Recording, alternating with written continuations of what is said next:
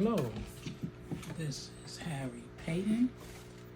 I am the host of Paden's Pulpit. This is Season 1, Episode 25, Black Business Month. Black Business Month, the month of August. Okay, did you know that August has been designated as Black History, that came off my tongue wrong, Black Business Month. August has been designated as Black Business Month. If you didn't know it, of course, Harry Paden will give you that information. I live this stuff, so you can look to me to give you this information.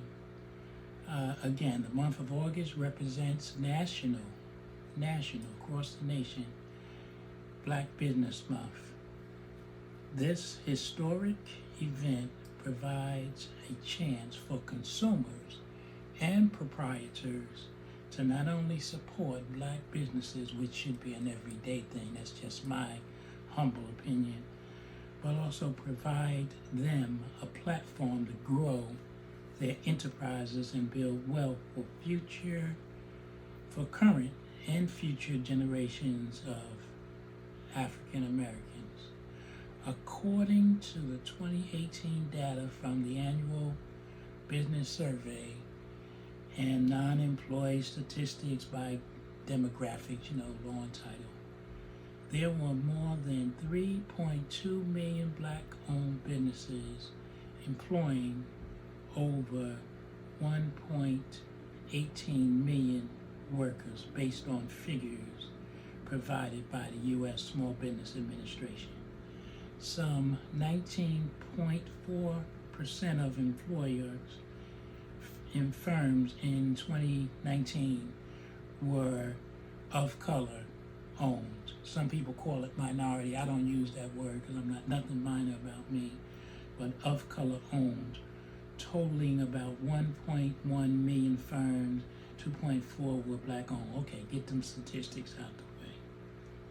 Geared to help overcome those hurdles, the roots of National Black Business Month go back to 2004, when August was designated as such by two Black entrepreneurs, engineer Fred E. Jordan, and John William Templeton, president and executive editor of E-Access Corp., a scholarly publishing company. Jordan was bound to showcase and encourage Black business owners like himself after enduring major obstacles. They aim to drive the policy agenda affecting the 2.6 million Black businesses to highlight and empower Black business owners all over, given the unique challenges faced by of-color business owners. And that's how the root of that started. It is stated that the number of Black-owned businesses rose with emancipation. Then, despite the times, grew during the early 20th century. And here's why. From 1900 to 1930, the period known as the Golden Age for Black-owned businesses, segregation, the fact that white people didn't want us in their stores and that kind of stuff, segregation helped nurture Black-owned districts, including Black Wall Street. Now, here's something that I'd like to highlight during Black Business Month that we need to take note of. And it's a crime before everything. It's a crime before our Creator. A lot of people go around and start off religious stuff and this and that. Well, our Creator provided us with brains. And here's something that I hope that you will take the time to listen to and take into consideration. It is part of my book. If it's part of my book, I'm going to highlight it. I don't promote the book, but I highlight some things you can learn by reading my book. Now you tell me history/facts not taught in most schools. Break the chains. Knowledge is power. Harry Paden's the author. It's found on Amazon Books. All 4 of my books. Very soon there'll be a 5th book. Okay, now in relations to this, did you know, according to the U.S. Census data, that the number of black-owned non-farm, that means not farms, non-farm businesses increased by 60.5% to 1.9 million, making these businesses one of the fastest growing segments of the economy, black-owned businesses. In spite of these gains, the businesses may have a bleak future if past urban spending history repeats itself. Did you know the black community has a buying power of $1 trillion, $1 trillion annually? If blacks were a country, that buying power would make them the 16th largest in that category. Let me say it again. Our buying power as a people, black people, that so-called minority that they use that word, our black buying power will make us the 16th. If we were a country, now some people, white people say go away. If we went away, which we're not doing, this is our country. We shape this country. Okay.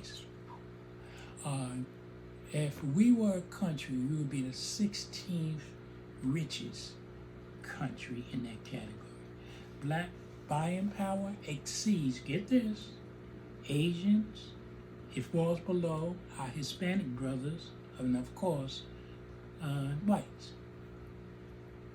Many blacks, I'm not laughing, it's such a shame. Many blacks refuse to buy from black businesses with claims of high prices, inferior services, or below par products. Let me get this here before I get out the other point.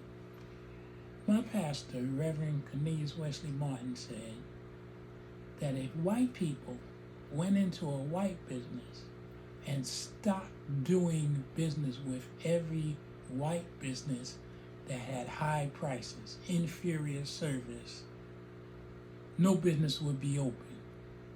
We seem to be the only race that seem to think that we can discard our businesses.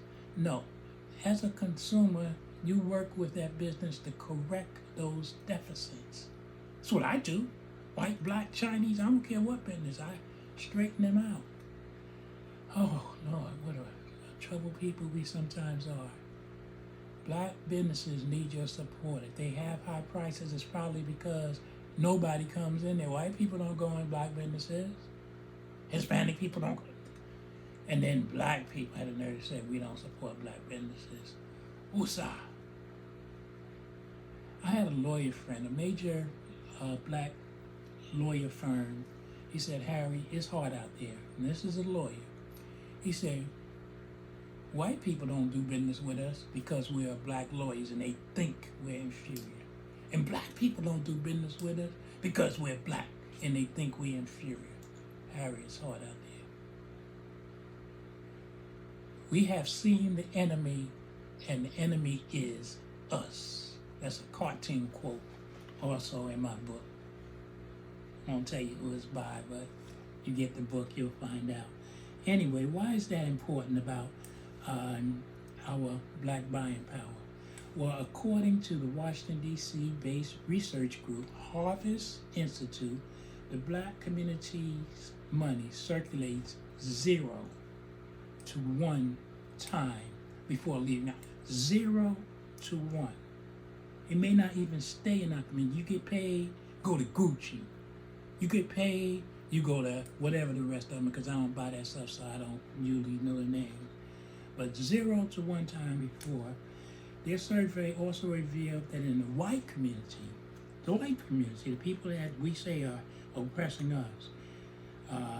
Their income circulates and unlimited. They keep their money in their community. And we're going to go buy.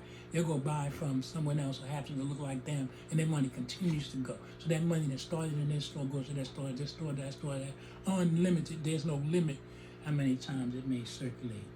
The Jewish community circulates at least 12 times, Asians at least 9, Latinos at least 6. Other ethnic groups spend money with themselves before their dollars leave their community. So a simple formula, if we want to do better, is to spend money in our own community. Them people don't want your money. They don't want you, or they'll take your money. Keep buying those, you see them all over the ground, the blunt reefer papers and the cheap bottles of liquor to keep you so high you don't want to go to work. Keep on buying it. Guess where that money goes to? It's not owned by a black business. National Black Business Month is important. We need to change. Also in this book is the story about Black Wall Street, which, to no surprise, was destroyed by a crazy mob of white people out of jealousy. They destroyed the whole town. Facts are in this book. Google it yourself if you don't want to support me. But this is National Black Business Month. When's the last time you went into a black business?